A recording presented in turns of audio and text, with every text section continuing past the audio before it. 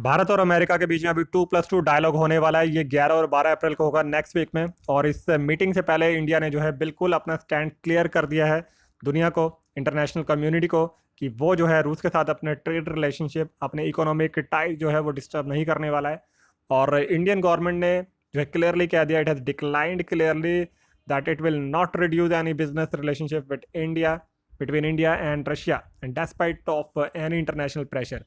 अब देखिए, व्यापारिक संबंधों में भारत कटौती नहीं करेगा, ये स्टैंड बिल्कुल क्लियर है। लेकिन इस बीच यूएसए ये बिल्कुल भी नहीं चाहता है कि भारत जो है रूस से तेल का आयात करे या किसी भी तरह का अपना ट्रेड रिलेशन बढ़ाए या किसी भी तरह की फंडिंग भारत की तरफ से रूस को जाए। अब इंडिया ये कह रहा है कि भारत का जो रिलेशनशिप है, जो ये लीगल लीगल तरीके से जो एनर्जी का ट्रेड कर रहा है, बिल्कुल वैध तरीके से कर रहा है, उसमें वो किसी तरह की कोई पॉलिटिक्स नहीं चाहता है। और भारत की जो एक्सटर्नल अफेयर मिनिस्ट्री है, उसने भी ये बिल्कुल क्लियर कर दिया है इनके रिप्रेजेंटेटिव्स ने कि जो इंडिया और रूस के बीच में ट्रेड चल रहा है वो एज इट इज़ चलता रहेगा और बिल्कुल वो लीगल है। अब इंडिया की तरफ से जो रिप्रेजेंटेटिव्स इस 2+2 डायलॉग में, जो कि वाशिंगटन में होनी है 11-12 अप्रैल को, उसमें एस जयशंकर जी, जो कि भारत के विदेश मंत्री हैं, वो जाएंगे। और ये भारत के रक्षा मंत्री, डिफेंस मिनिस्टर यानी कि वो राजनाथ सिंह जी, वो भी जाएंगे to attend this 2+2 talk. Last week क्या हुआ, रशिया के फॉरेन मिनिस्टर भी भारत आए थे। अब क्योंकि भारत पूरी तरह से जो है यूरोपियन एंड अमेरिकन प्रेशर के दबाव को झेल रहा है, किसी तरह के प्रेशर में नहीं आ रहा है और रशिया के साथ मजबूती से खड़ा हुआ है रशिया के साथ, तो रशियन फॉरेन मिनिस्टर ने भी जो है एश्योरेंस दी है कि रूस भी पूरी तरीके से कमिटेड है, तत्पर है, प्रतिबद्ध है, भारत को सब कुछ देने को तैयार है, जो भी भारत की नीड्स हैं, चाहे वो इकोनॉमिक नीड्स हैं, चाहे ऑयल है, कोल है, या फिर मिलिट्री नीड्स हैं, स्ट्रेटेजिक नीड्स हैं। रिसेंटली अमेरिका और ब्रिटेन के जो अधिकारी हैं, चाहे वो डिप्लोमेट्स के थ्रू या और सीनियर ऑफिसर्स के थ्रू, उन्होंने जो है भारत को नसीहत देने की कोशिश करी कि वो डॉलर बेस्ड जो फाइनेंशियल सिस्टम है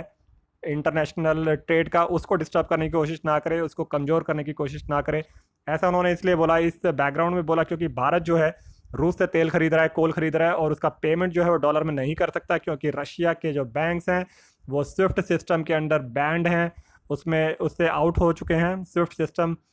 से जो है उनको इंटरनेशनल पेमेंट नहीं की जा सकती है। अब एक बीच का रास्ता तो निकालना पड़ेगा, तो भारत जो है एक्सप्लोर कर रहा है रुपी रूबल ट्रेड में, और रूबल में उसको जो है पेमेंट करेगा रूस को। तो इस बैकग्राउंड में उन्होंने ऐसा बोला। अब देखिए, भारत अपनी जगह बिल्कुल ठीक है, क्योंकि भाई भारत और रूस की जो दोस्ती है वो काफ़ी पुरानी है। 1971 में भी जो एक टाइम टेस्टेड था, उस टाइम पे इंडिया और पाकिस्तान के बीच में जब वॉर हो रही थी, तो अमेरिका और चाइना पाकिस्तान के पक्ष में खड़े हुए थे। और यूएसएसआर उस टाइम पे जब हुआ करता था, 91 में ब्रेक होने से पहले, यूएसएसआर ने कहा था कि अगर कोई तीसरा देश इस युद्ध के बीच में आएगा तो वो बाहर खड़ा होकर तमाशा नहीं देखेगा और इंडिया के सपोर्ट में आएगा। तो यूएसए ने जब अपनी नेवी जो है हिंद महासागर में भेजी थी इंडिया के खिलाफ, तो यूएसएसआर ने भी अपनी नेवी जो है उतारी थी उसके डिफेंस में, और भारत की जो है पूरी हेल्प करी थी।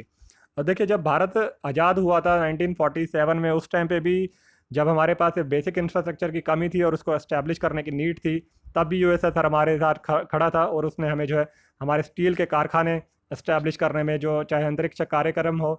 स्पेस का प्रोग्राम हो, या फिर परमाणु ऊर्जा की तकनीक हो, उन सब में जो है रूस ने हमें अच्छी खासी हेल्प करी थी। तो अमेरिका तो भाई काफ़ी लंबे टाइम तक पाक को लेटेस्ट वॉरहेड सप्लाई कर रहा था, टैंक्स दे रहा था, उसको पाकिस्तान हमारे खिलाफ भी यूज़ करता था, लेकिन उसको काउंटर करने के लिए इंडिया की मदद करने के लिए रूस ही खड़ा था। अब ऐसे बैकग्राउंड में आप ही बताइए कि कमेंट बॉक्स में कि क्या भारत का स्टैंड ठीक नहीं है।